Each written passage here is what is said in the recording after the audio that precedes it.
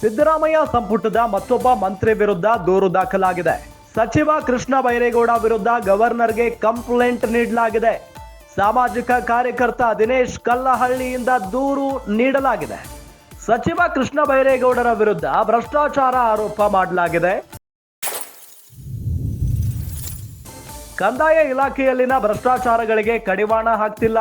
ಭ್ರಷ್ಟಾಚಾರದಲ್ಲಿ ತೊಡಗಿರುವ ಅಧಿಕಾರಿಗಳ ರಕ್ಷಣೆ ಮಾಡ್ತಿದ್ದಾರೆ. ಕಂದಾಯ ಸಚಿವ ಕೃಷ್ಣ ಬೈರೇಗೌಡ ವಿರುದ್ಧ ಕ್ರಮ ಕೈಗೊಳ್ಳಬೇಕು. ಹಗರಣಗಳ ತನಿಖೆ ನಡೆಸಿ ಕ್ರಮಕ್ಕೆ ಸರ್ಕಾರಕ್ಕೆ ಸೂಚನೆಯನ್ನ ಕೊಡಿ.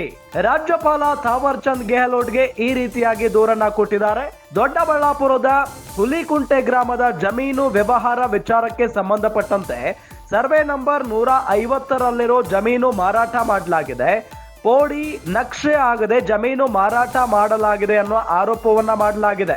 ಸಾಗುವಳಿದಾರರು ಕಾನೂನು ಬಾಹಿರವಾಗಿ ಜಮೀನನ್ನ ಮಾರಾಟ ಮಾಡಿದ್ದಾರೆ.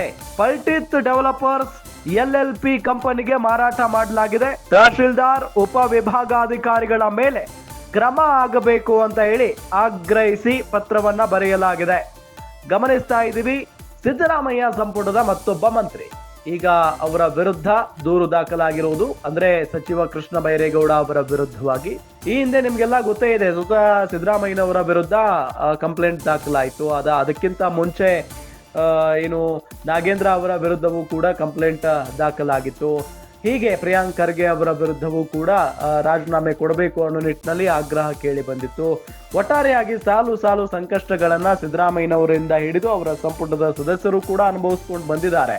ಇದೆಲ್ಲದರ ನಡುವೆ ಈಗ ಸಚಿವ ಕೃಷ್ಣ ಬೈರೇಗೌಡ ವಿರುದ್ಧವೂ ಕೂಡ ಗವರ್ನರ್ಗೆ ಕಂಪ್ಲೇಂಟ್ ನೀಡಲಾಗಿದೆ. ಸಾಮಾಜಿಕ ಕಾರ್ಯಕರ್ತ ದಿನೇಶ್ ಕಲ್ಲಹಳ್ಳಿ ಅವರು ದೂರನ್ನ ಕೊಟ್ಟಿದ್ದಾರೆ.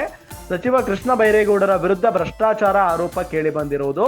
ಕಂದಾಯ ಇಲಾಖೆಯಲ್ಲಿ ಭ್ರಷ್ಟಾಚಾರಿಗಳಿಗೆ ಕಡಿವಾಣ ಹಾಕ್ತಾನೆ ಇಲ್ಲ ಕಂದಾಯ ಇಲಾಖೆಯಲ್ಲಿನ ಭ್ರಷ್ಟಾಚಾರಿಗಳಿಗೆ ಅನ್ನೋ ನಿಟ್ಟಲ್ಲಿ ಆರೋಪ ಇದೆ.